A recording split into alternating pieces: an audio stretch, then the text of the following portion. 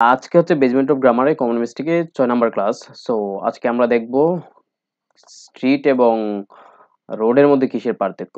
আচ্ছা বলেন তো, I am in the road নাকি I am on the road? I am in the street নাকি I am on the street? কখন আবার অন দ্য ওয়ে হয়? সো এই প্রশ্নগুলোর উত্তর থাকবে আজকের এই ভিডিওতে। স্ট্রিট টাউন বা গ্রামের ভিতরের রাস্তা হলে আমরা স্ট্রিট ব্যবহার করব।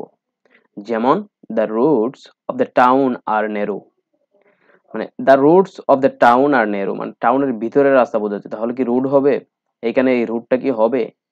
না, এখানে রুট হবে না। তাহলে এখানে কি হবে? এখানে হবে street. The streets of the town are narrow, মানে এই যে টাউনের ভিতরের যে রাস্তা বোঝাচ্ছে, টাউনের ভিতরের রাস্তা হলে আমরা স্ট্রিট ব্যবহার করব। The streets of the town are narrow, টাউনের রাস্তাগুলো। ওকে, তাহলে এটা হচ্ছে সঠিক। তারপর আসেন রোড।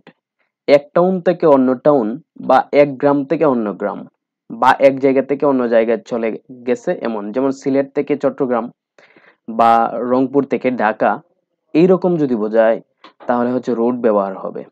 বুঝতে পারছেন? রোড ব্যবহার করবেন। যেমন which is the street to the village? এটা কি সঠিক?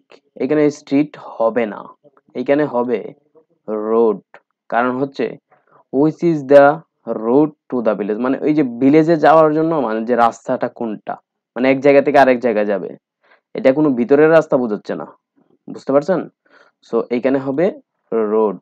তো এই হচ্ছে মানে রোড এবং স্ট্রিটের মধ্যে খুব সংক্ষিপ্ত ভাবে পার্থক্য।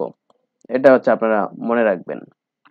নোট হলো আমরা বলে থাকি on the way, on the road, কিন্তু ইন দ্য স্ট্রিট বলবো। বুঝতে পারছেন? স্ট্রিটের ক্ষেত্রে অবশ্যই ইন দ্য স্ট্রিট বলবেন, আর রোড এবং ওয়ের ক্ষেত্রে আমরা অন দ্য ওয়ে বলবো। ঠিক আছে? তবে বোনাস টিপস হলো আজকে আপনারা মনে রাখবেন সাগর পাড়ের যে রাস্তা, ওইটাকে আমরা মেরিন ড্রাইভ বলে থাকি। ঠিক আছে? সাগর পাড়ের যে রাস্তা, এটা আমরা কি বলে থাকি? হ্যাঁ, এটা মনে রাখবেন, মেরিন ড্রাইভ।